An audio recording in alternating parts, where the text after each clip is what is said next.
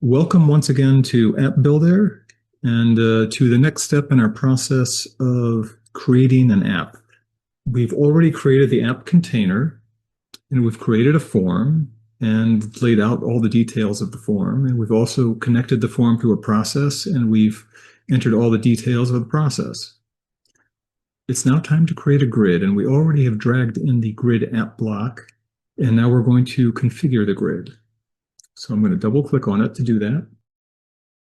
Need to give it a name and just call it list of problems,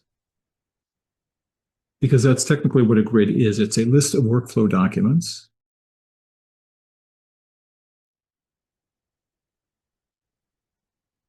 Since I'm expecting a large number of problems, I'm going to paginate it. So instead of just saying it's going to display everything there, and you can scroll as far as you want, I'm going to break it into pages and say we'll do 20 at a time, and then you'll have to jump to a different page. There'll be controls for doing that.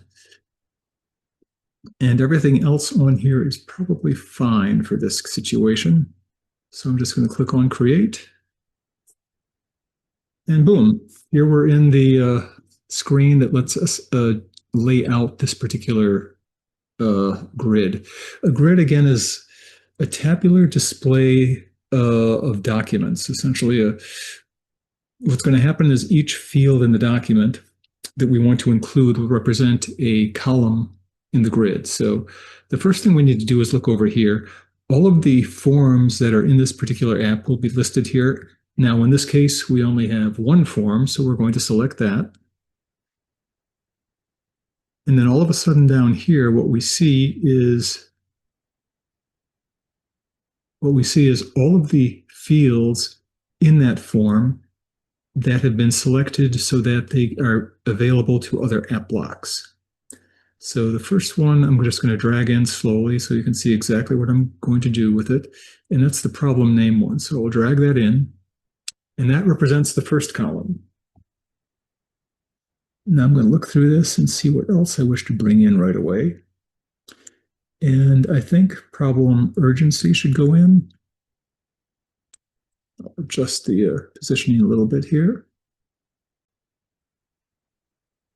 And just after a little bit of a glitch, I repositioned some of the items, and now they are visible. So I think the date should also be included. And also the person who submitted them. And also perhaps the name of the current task that particular workflow is on. What I'm going to do next now is I'm going to do a little bit of cleaning up of the column headers. The field names all have to be lowercase, of course, without any punctuation or spaces. So I'm going to change the header so they're just a little more readable. We'll just call it problem name. Or in fact, just the word problem is probably fine. This one here we'll call problem type.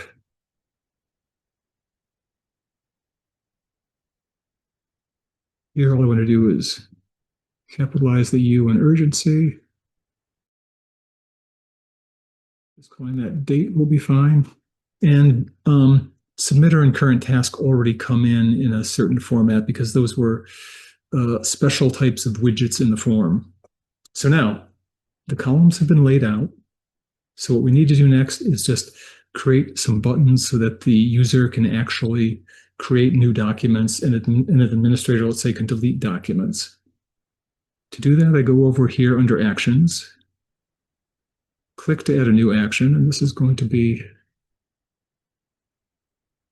Create New Problem. We'll give it an icon. I'll just use a kind of an asterisk to indicate something new. It's going to be an action, and it's going to be the create action. So we've added that. We're also going to add a delete button. Let's see, I'll use the kind of a picture of a document with an X on it. And this will be action delete. And the way iPhora works, delete actions by default can only be done by app managers, so a regular user won't even see the delete button. So everything looks good for now. So let's just go in and do a save. And now one more thing I want to do is that since this is a workflow app, which means that there are custom workflow roles, we need a way for the app manager to assign people into those workflow roles. So what we need to do next is we need a way so that an app manager can assign people into workflow roles. And we do that by bringing in a settings app block, which I'm just going to put right there. We double click on it. And about the only thing I have to do is select workflow management because this is a workflow app. And now let's go back into the grid and add one more button. And again, this is something only an administrator or an app manager would have access to. I'll just call this one settings. And we'll do something like that. It says badge. It kind of looks like a gear to me, so I'm happy with that. And in this case, instead of action, we're going to select navigate to. And it lets us navigate to some other app block that will then wind up getting connected to this. So I'll say settings, save. And notice that there's now a new exit port here for settings that's connected to the settings app block. So we're just about done configuring our app. All that's left for us to do is connect it to the user entry point and publish it. And just like that, this app is ready for testing.